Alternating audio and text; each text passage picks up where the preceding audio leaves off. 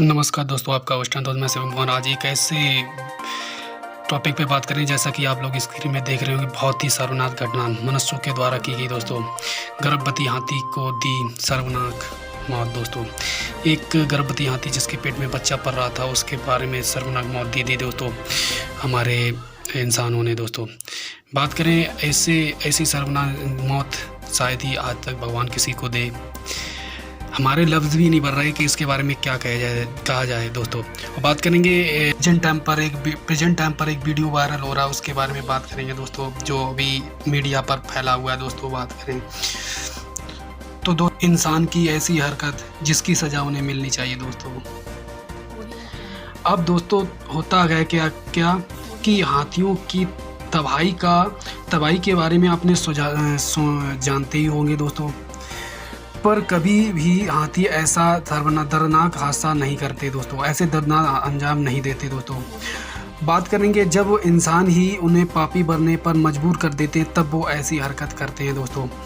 बात करें और दोस्तों ऐसी ही शर्मनाक करतूत और जाहिलपन का सबूत भी सामने आया है, जब एक भूखी हथनी को पटाखों से भरा अनानास दे दिया गया। जब उससे खाया तो उसके ब्लास्ट हो गया दोस्तों, उसके मुख में ब्लास्ट हो गया। जब ये बुरी तरह से घायल हो गई तब यह पता चला कि बाद में बहुत इंसानों को शर्मनाक तब लगी जब यह पता चला कि वह हथनी पेट से प्रेग्नेंट यानी मतलब गर्भवती थी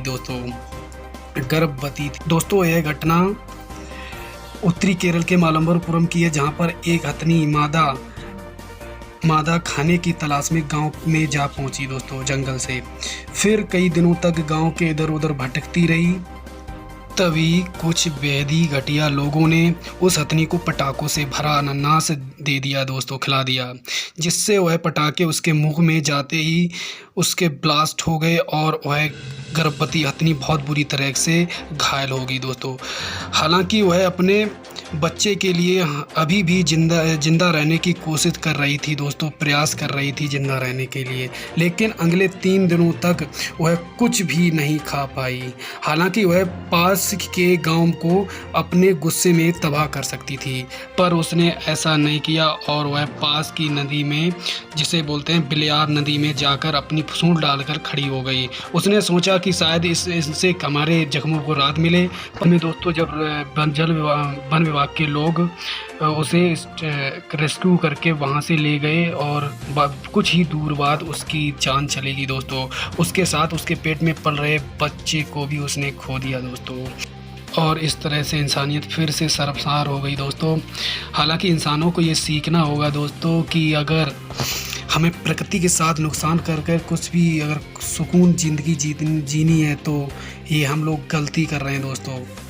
और यदि प्रकृति ने जब भी हमसे हिसाब लेना चाहा तो वह बर्बाद कर देगी दोस्तों। हमें शायद ही इसका अनुभव होगा प्रकृति किस प्रकार हमसे बदला लेती है दोस्तों। जैसा कि इस टाइम पर कोरोना वायरस का कहर चल रहा है, वो प्राकृतिक घटना के रूप में, वैसा ही दोस्तों होगा। तो बात करें इसके बारे में, जो केरला की रिपोर्ट आई है कहाँ पर घटी हुई, इसके बारे में हम बात कर चुके हैं उस वीडियो में। और जो बात करें कि कहाँ की घटना है, यहाँ पर जो रेस्क्यू किया गया था उसके बारे में भी किया गया दोस्तों। यानी ऑफिसर की घटना थी, ऑफिसर ने बताया कि क्या क्या हुआ था। इस वीडियो में वो सब कुछ लिखा हुआ दोस्तों। ऐसी घटना आगे ना हो, इसलिए हम आपसे प्रे करते हैं, प्रार्थना करते हैं, कभी भी जानवरों को इतना दुख मत पहुंचाइए दोस्तों। जब भी दोस्तों प्रकृति अपना हिसाब लेगी तो बहुत बुरी तरीके से लेगी। अभी सब लोग घर में बैठे हैं ना, तो ये प्रकृति घटना है दोस्तों। अगर ऐसा ना करते, पहले जंगल ना काटे जाते तो क्या होता दोस्तों, आज ऐसी घटना घटने का कोई चांस ही नहीं होता दोस्तों। तो कहते हैं दोस्तों प्रकृति से खेलना बहुत ही गलत बात है दोस्तों। हम नहीं कह रहे, ये तो पहले ही से नियम चला आ रहा है, प्रकृति से खेलना हमें नहीं चाहिए दोस्तों, ठीक है। और